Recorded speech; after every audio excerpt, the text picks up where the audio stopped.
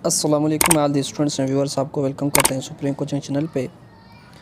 आज हमारा केमिस्ट्री में जो लेक्चर है ये मैट्रिक केमिस्ट्री का चैप्टर नंबर 3 है, जिसमें इससे पहले हमने ओजोन्स इस केमिकल प्रॉपर्टी यूजेस हो गए थे। आज जो हमारा लेक्चर होगा वो कंपाउंड्स ऑफ नाइट्रोजन्स। अब नाइट्रोजन के कंपाउंड्स हमारे जो सिलेबस के हिसाब से 2 हैं, जिसमें अमोनिया NH3 को अमोनिया बोलते हैं, HNO3 को नाइट्रिक एसिड्स बोलते हैं। अब फर्स्ट हमारे को जो स्टडी करना है वो अमोनिया, उसके बाद स्टडी का करना है नाइट्रिक एसिड्स। पहले आज हम अमोनिया के इंट्रोडक्शंस, इसके प्रिपरेशंस और इसके फिज़िकल प्रॉपर्टीज़ आज के लेक्चर में कंप्लीट करेंगे। ये आपके अमोनिया का जो मैंने इस मेथड में बताया है कि ये आपके फर्स्ट ईयर केमिस्ट्री में भी 11th के केमिस्ट्री है, इसमें भी सेम मेथड्स में दिया हुआ है जिसमें हेबर प्रोसेस बताया गया है। आप इस लेक्चर्स को भी कंप्लीटली देख सकते हैं, वो भी आप लोगों के लिए सेम होगा, ये भी सेम, उसमें कोई भी डिफरेंस नहीं। ये डिटेल में है, फर्स्ट ईयर में इतनी डिटेल्स में नहीं है। तो बात करें अमोनिया। फर्स्ट अमोनिया का जनरल फार्मूला क्या है? अमोनिया का जो जनरल फार्मूला होता है उसको बोलते हैं अमोनिया का जनरल फार्मूला है NH3। तो means nitrogens combine with hydrogen form the ammonia. अब इसके प्रॉपर्टीज़ और कौन कौन से होते हैं, इसके जो जनरल इंट्रोडक्शंस होती है वो क्या है, उसके ऊपर से आते हैं। जैसे हमारे पास फर्स्ट जो लेक्चर है इसका introductions of the ammonia. Ammonia के इंट्रोडक्शन में आप लोगों को कुछ पॉइंट्स तो याद हैं। ये क्या है? इंपॉर्टेंट केमिकल्स है, जैसे हमारे नाइट्रिक एसिड्स में प्रिपरेशन में और भी बहुत सारे जो फर्टिलाइजर्स है उसमें भी अमोनिया यूज़ किया जाता है। In nature it's produced during डेके of nitrogen substance. जो भी नाइट्रोजन सब्सटेंस जैसे प्लांट्स हैं,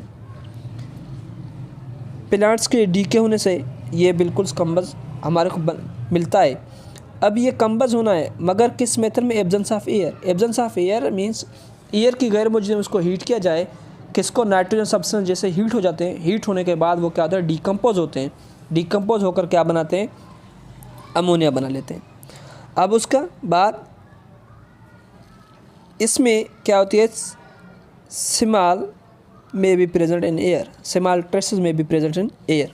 अब यहाँ पे ये जो लिखा हुआ है ट्रेस का आप यहाँ पे भी मैं लिख के देता हूँ, TRAC। ट्रेस मीन्स क्वांटिटी, बिल्कुल वो कम क्वांटिटी है, उसको क्या बोलते हैं? ट्रेसेस में स्मॉल ट्रेसेस में भी प्रेजेंट एयर में भी इसके ट्रेसेस मौजूद हो सकते हैं। अब किस मेथड अमोनिया के मौजूद होंगे? इसके लिए क्योंकि अमोनिया जो होता है वो सॉल्युबल इन वाटर है, इजीली सॉल्युबल इन वाटर में हो जाता है, तो इसलिए इसके वाटर के अंदर भी वाटर के वेपर्स, जो एयर के वेपर्स होते हैं उसमें भी अमोनिया प्रेजेंट हो सकता है। और हाईली सॉल्युबल इन वाटर है। अब ये बात भी याद रखना, हाईली सॉल्युबल इन वाटर कितना? अगर इसकी सॉल्युबिलिटी वाटर की बात करें 300 ml ऑफ अमोनिया और 1 ml ऑफ वाटर के अंदर ये डिज़ोल्व हो जाते हैं। मीन्स इसकी सॉल्युबिलिटी बहुत ज़्यादा है वाटर्स के अंदर। अब ये डिज़ोल्व इन रेन वाटर, हालांकि रेन वाटर में भी ये क्या हो जाता है? डिज़ोल्व होता है। उसके बाद into soil converting into many different compounds.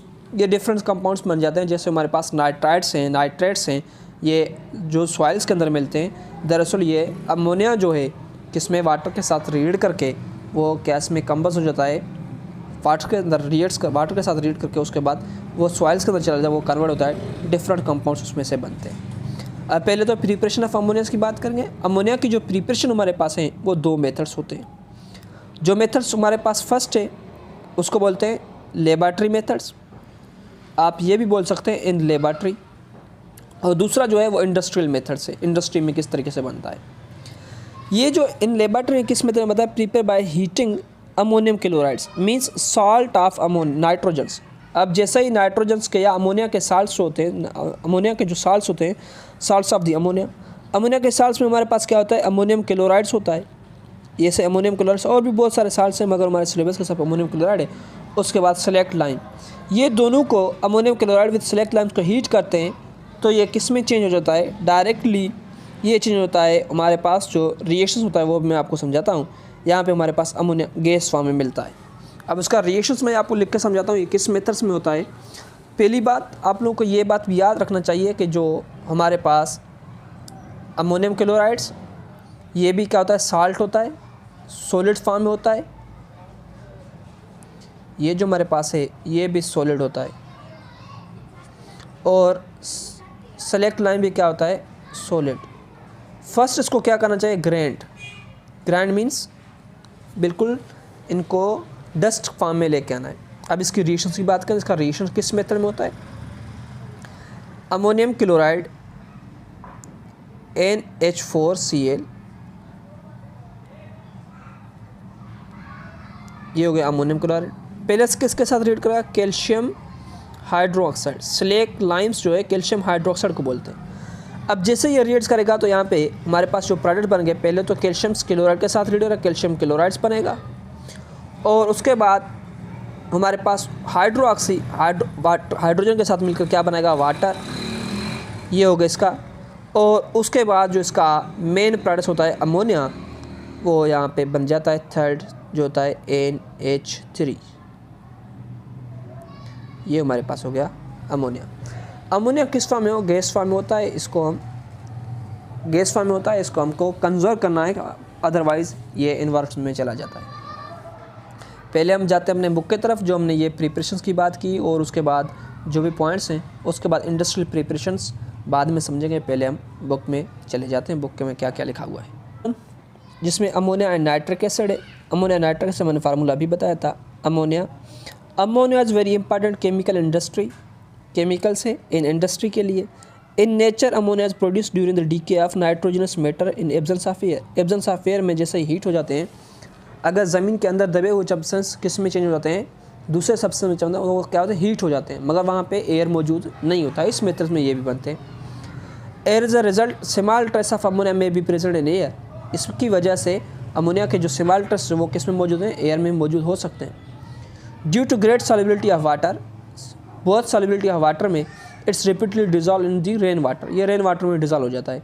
अब मैंने आप लोगों को बताया था कि इसकी अगर हम बात करें 1300 ml किस में डिजॉल्व होते हैं, 1 ml ऑफ वाटर के अंदर। तो इसकी सॉल्युबिलिटी क्या है, बहुत हाई है। और फर्दर यहाँ पे सॉइल, अगर ये सॉइल के अंदर डिफरेंट कंपाउंड चेंज हो जाता है, यहाँ पे लिखें आप लोगों को, ये मैं रब करके आप लोगों को फिर समझाता हूँ। यहाँ से finds way into the soils where it's convert into the different compounds. ये डिफरेंट कंपाउंड्स में चेंज हो जाता है। प्रिपरेशंस हमारे पास, फर्स्ट जो प्रिपरेशन इन लेबॉर्ट्री, और उसके बाद सेकंड जो प्रिपरेशन है वो क्या है, इंडस्ट्रियल। अब हम लेबॉर्ट्री की बात करते हैं। In laboratory ammonia is prepared by the heating of ammonium salts, usually ammonium chlorides. जैसे हमारे पास अमोनियम क्लोराइड्स, अमोनियम साल्ट में से अमोनियम क्लोराइड अमोनियम साल्ट है। इसको हीट करते हैं with select lime. Select lime किसको बोलते हैं, कैल्शियम हाइड्रोक्साइड्स को। कैल्शियम हाइड्रोक्साइड जो फार्मूला होता है CaOH2, ये कैल्शियम हाइड्रोक्साइड फार्मूला होता है। अब यहाँ पे अमोनियम क्लोराइड का NH4Cl है। जैसे ये रिएक्शंस यहाँ पे दिया हुआ, आप रिएक्शन देखें, अमोनियम क्लोराइड्स कैल्शियम हाइड्रोक्साइड्स दोनों क्या होते हैं, सॉलिड होते हैं। सॉलिड होने के पहले आपको ये क्या करना चाहिए, ग्राइंड करने चाहिए। ग्राइंड करने के बाद उसको क्या करें, हीट करेंगे। हीट करते हैं कैल्शियम क्लोराइड्स, कैल्शियम हाइड्रोक्साइड जो कैल्शियम है वो कैल्शियम साल्ट बनाएगा, कैल्शियम क्लोराइड्स। उसके बाद हाइड्रोजन के साथ मिलकर वाटर बनेगा, और नाइट्रोजन हाइड्रोजन के साथ मिलकर अमोनिया बनेगा। मीन्स ये हमारे पास गैस फॉर्म में होता है। अब यहाँ पे कुछ बातें लिखे हुए हैं, वो भी आप लोगों को समझाता हूँ किस तरीके से। यहाँ पे देखें, select lime is chosen. Select lime क्यों चूज़ किया है, बिकॉज इट्स चीप, ये क्या है, सस्ता है। और calcium hydroxide means select lime means यहाँ पे कैल्शियम हाइड्रोक्साइड। हमारे पास कैल्शियम हाइड्रोक्साइड्स भी यूज़ किया जा सकता है, और सोडियम हाइड्रोक्साइड भी यूज़ किया जा सकता है। हमने क्यों सोडियम हाइड्रोक्साइड्स को प्रायोरिटी नहीं दी कैल्शियम हाइड्रोक्साइड, क्योंकि कैल्शियम हाइड्रोक्साइड क्या होता है, चीप होता है, सस्ता होता है, ठीक। और उसके बाद ये जो है ना, डेलिकेशन भी नहीं है, मीन्स ये इसकी चमक भी नहीं है इतनी जैसे सोडियम हाइड्रोक्साइड की है। Note that both reactants are solids. अब यहाँ पे क्या लिखा हुआ है, इनके बारे में लिखा हुआ है कि both ammonium chloride and calcium hydroxide क्या होते हैं, सॉलिड होते हैं। So they should be thoroughly grade in order to provide maximum surface for the reactions. जैसे ही सॉलिड्स के साथ, अब मैं आप लोगों को एक हमारे पास ये सॉलिड सब्सटेंस पड़ा हुआ है सिंपली इस फॉर्म में, और दूसरा मैं इसको क्या करता हूँ, ग्राइंड करता हूँ।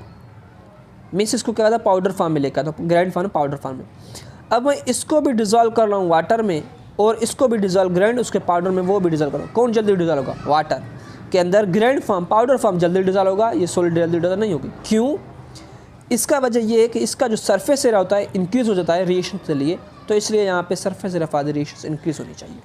ठीक, अब दूसरा मेथड जो हमारे पास होता है इंडस्ट्रियल प्रिपरेशन। पहले हम चलते हैं इंडस्ट्रियल प्रिपरेशन स्लाइड्स के ऊपर, उसके बाद हम बुक्स में आ जाएंगे, बुक में क्या लिखा हुआ है। अब हमारे पास इंडस्ट्रियल प्रिपरेशन में प्रिपरेशन हैबर-बोश प्रोसेस। यहाँ पे पहली बात के दो साइंटिस्ट हैं, हैबर एंड दूसरा क्या है? बोश। ये दोनों साइंटिस्ट ने क्या किया था, इसका प्रिपरेशन में बताया था। मैं इसको साइड में यहाँ पे लिखता हूँ जैसे आपको समझ में आ जाए। हैबर ने इसको फर्स्ट प्रिपेयर किया था कब? इन 1908 में हैबर ने इसका प्रिपरेशन किया था अमोनिया का फ्रॉम दी नाइट्रोजन्स हाइड्रोजन्स। इसमें किस मेथड्स में इसने प्रिपेयर किया था वो भी मैं आप लोगों को अभी समझा देता हूँ। इसमें एक बोला कि ये combination of nitrogens plus hydrogen जैसे डायरेक्टली कंबाइंस हो जाते हैं इसमें अमोनिया में चेंज हो जाते हैं। किसने बताया था? हैबर्स ने। यहाँ पे मैं लिखता हूँ हैबर ने। उसके बाद सेकंड जो साइंटिस्ट था हैबर्स के साथ वो था बोश। इसने भी नाइट्रोजन्स प्लस हाइड्रोजन्स को कंबाइन करके क्या बनाया था? अमोनिया। कमर्शियल इसने अमोनिया बनाया था। ये कमर्शियल प्रिपरेशन है, आम प्रिपरेशन जैसे आप बोलते हैं। जैसे ये कमर्शियल प्रिपरेशन क्या था, इसने भी प्रिपेयर किया। पहले हैबर ने प्रिपेयर किया था, इसको बोलते हैं हैबर-बोश प्रोसेस। अब यहाँ पे पहले जो हैबर ने प्रोसेस इसको 1918 में after the discovery of 10 years इसको क्या मिला था? Nobel prize. इसको क्या मिला था? नोबेल प्राइज़ मिला था। किसको? हैबर्स को। तो जैसे हमारे बुक में प्रिपरेशन ऑफ इसका मेथड्स लिखा है हैबर प्रोसेस का। अब इसमें क्या होता है, इस प्रोसेस में ये क्या होता है? Mixture of pure nitrogens. यहाँ पे देखो हमारे पास क्या है? नाइट्रोजन्स कंबाइंस होता है किसके साथ? हाइड्रोजन के साथ। टेम्परेचर ये जो 400 to 500 डिग्री सेंटीग्रेड क्या होना चाहिए? टेम्परेचर होना चाहिए। और 200 to 250 एटमॉस्फेयर क्या होना चाहिए? प्रेशर। इसमें कैटालिस्ट कौन सा था? Iron oxides.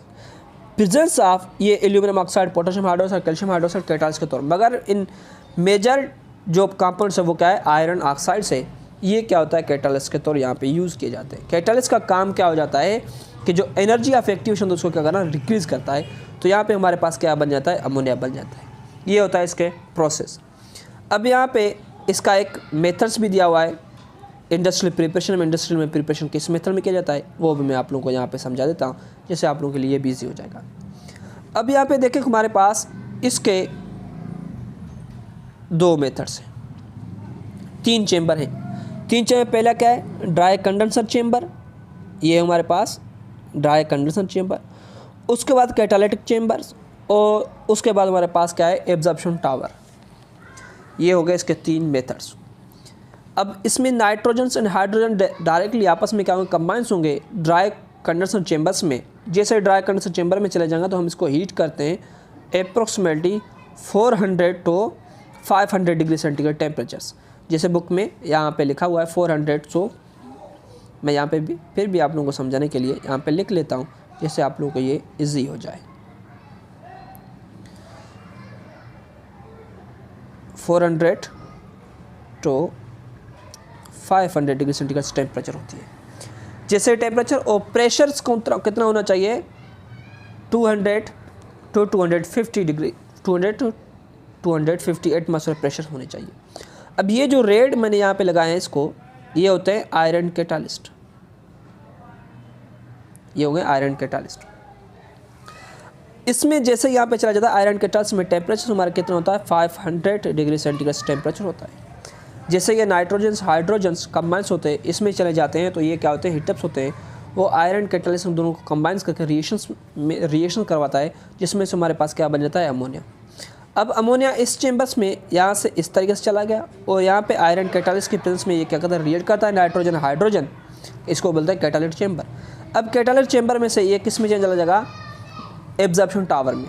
एब्जॉर्प्शन टावर में हमारे पास ये होता है spray of the water. Spray of water क्यों इसके ऊपर करते हैं? क्योंकि ये जो गैस होते हैं, गैस के फॉर्म इसको क्या में लिक्विड सोल्यूशन के फॉर्म में लेकर आए। तो एब्जॉर्प्शन टावर में हमारे को यहाँ पे जो मिलता है अमोनिया इन सोल्यूशन फॉर्म में, यहाँ पे हमारे को क्या मिलता है अमोनिया, मगर in solution form liquid form में मिल जाता है। ठीक है, ये होता है इसका मेथड्स। अब जो हमारे बुक में उसकी बात करेंगे, उसके बाद फर्दर इसके physical. Industrial preparation, industrial preparation हमारे पास कौन सा है, Haber Bosch process. Large scale ammonia manufactured by direct combination of the nitrogen hydrogen from Haber Bosch process. Haber Bosch process में ये बनाया जाता है। फर्स्ट हाइबर्स जो साइंटिस्ट था, first Haber's in 1908 worked out the reactions conditions of the combination of nitrogen hydrogen to make ammonia. क्या बनाया था इसने, अमोनिया। उसके बाद Carl Bosch did the necessary engineering work required in process and transfer Haber laboratory study into commercial manufacture process of ammonia.